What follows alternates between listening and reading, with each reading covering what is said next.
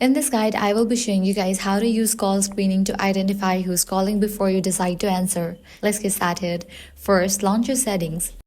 Now scroll down and navigate to the option Apps. Now from the list of apps, find Phone and launch it. Now head over to the section Screen Unknown Callers, where you'll see two options. Tap Silence if you want calls from numbers not saved in your contacts to go straight to voicemail. Or tap Ask Reason for calling to screen unknown callers and request more information before you pick. Now, when someone calls from an unsaved number, your iPhone will ask them to state their name and reason for calling. After they respond, your phone will ring and show a notification that the call is being screened.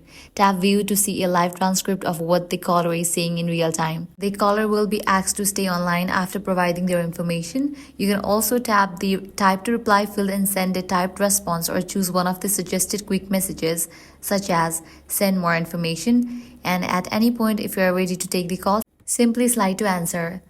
So this is how you can easily use call screening on iPhone. If this guide helped you out, do not forget to like, share and subscribe.